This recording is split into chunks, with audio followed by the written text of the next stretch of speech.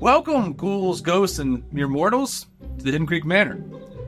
Now, during the off-season, the lady of the manor was quite busy acquiring new props and animatronics for our haunt. More specifically, for the Hidden Creek Cemetery section of the haunt. And because we are adding so many big items, we needed to expand the cemetery. So, we didn't just expand the cemetery, we doubled the size of the cemetery. So in this video, we're going to unbox one of those items that she acquired during the off-season. Actually, two of the items. We're going to be unboxing two items. You guys are getting a twofer in this video. We're going to be unboxing the Hearse from Home Depot, and we're going to be unboxing the skeleton pony from Home Depot, two separate items. So let's not waste any more time. Let's get straight to it, and let's get to unboxing.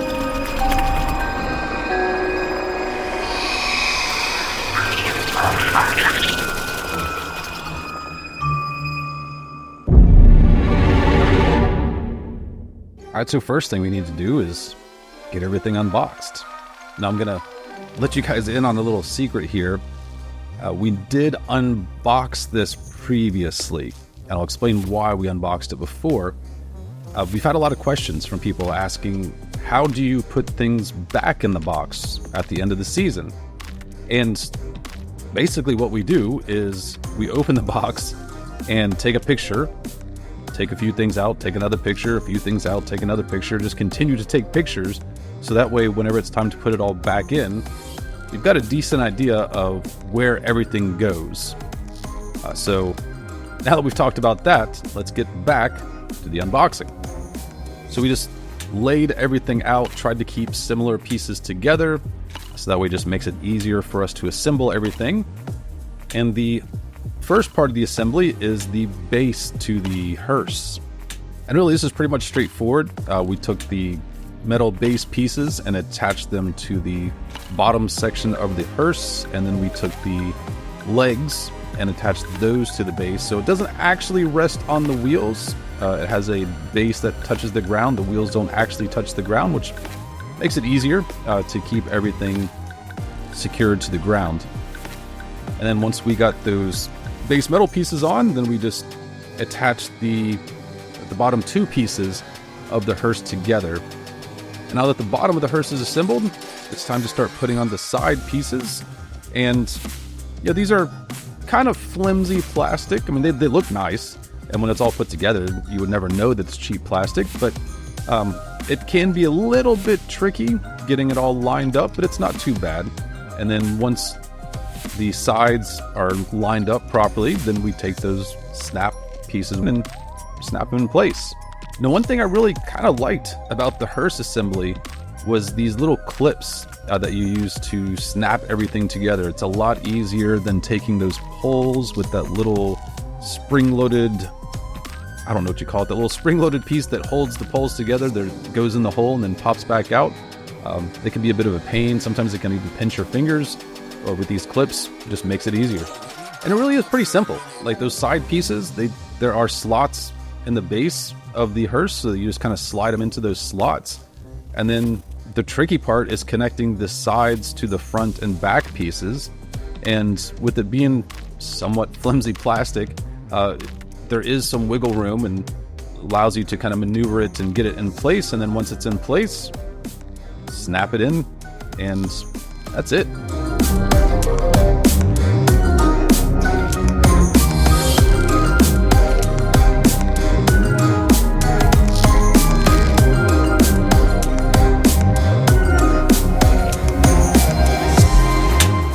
Alright, so now that we got the sides and the front and the back all attached and secured, it's time to attach the lights.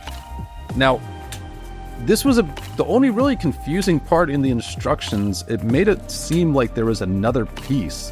Now, if there is another piece that we're missing, they were missing it on both of the lights, but it was still pretty simple. You slide the light into the hole that's there for it, and then there are these little, I guess almost like a nut that you screw onto the inside of the hearse to secure it in place. And of course you want to attach the cord so that way those lights can light up. And now that the front and the back and the sides are done, the lights are attached, it's time to put the top on the hearse. And just like the bottom, there are two pieces. You line them up, snap them in place, set it on top of the hearse, and then there are these little locking mechanisms that just hold it in place. And it comes with a tool to use for the locking mechanism, and essentially it's just a giant Phillips head. But just go to each one of those locking mechanisms and turn it until it's locked, and that's it. Now it's time to put the front of the hearse on, where the skeleton driver will be sitting. And then similar to the lights, there are these little screws with that Phillips head at the top of it, and you just screw them in place to hold the front of the hearse on. There's two kind of at the base and then two at the back that you would use to then attach it to the hearse. And then we just move on to the decorative pieces. These are pretty simple. They just slide into their little slots. You slide it in until it snaps, and that's it. I mean, even the youngest member of the Manor was able to put these on, so pretty simple. Now onto the wheels. And with the wheels, you just attach them to the poles that are sticking out of the base. Once you have that wheel slid on, you've got more of those little nuts that you use to hold it in place, so you just screw it on.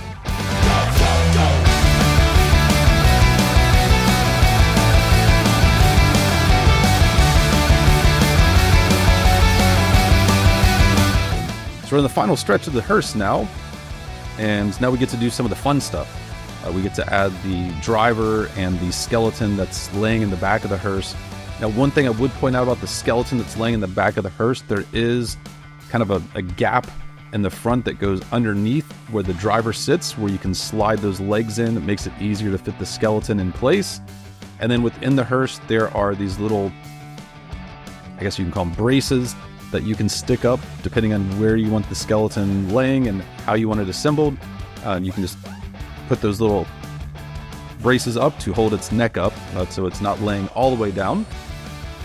And then for the driver, there is a metal piece sticking out of the bottom of his spinal cord, and it does have one of those snapping mechanisms that I mentioned earlier, so there is one of those at least, but it wasn't too terrible.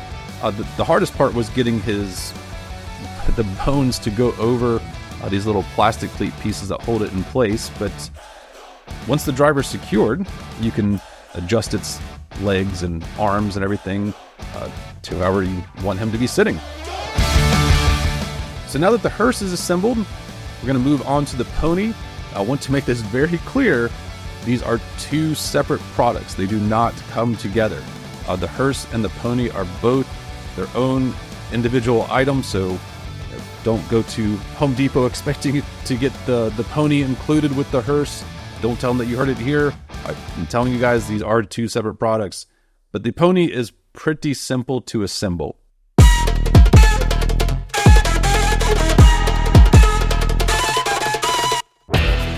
There is a base piece that attaches to the main skeletal body of the pony.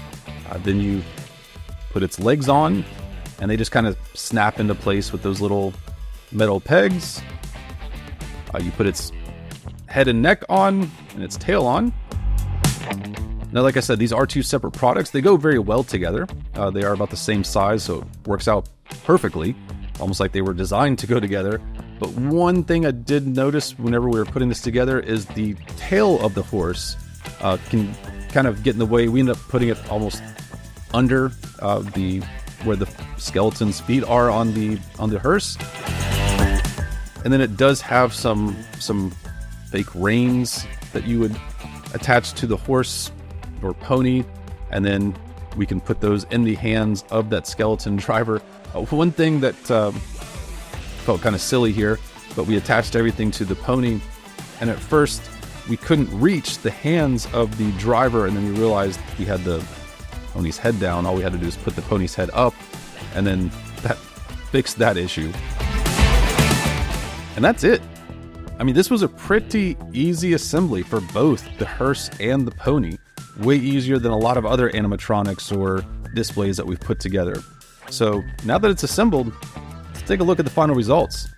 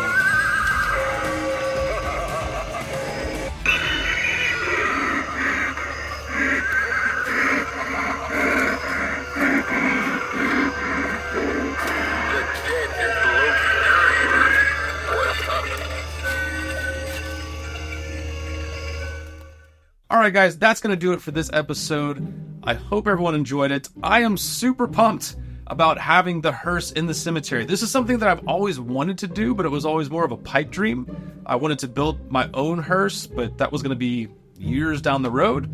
So now I don't have to, or at least not yet. If this breaks or something happens, then maybe I'll build a hearse and I'll make a video about it, and hopefully you guys would watch that video. And if you want to know when that video comes out someday in the possible future, you might want to consider subscribing to the channel so you can be up to date and notified of any new videos that we release. But for now, we're going to wrap things up.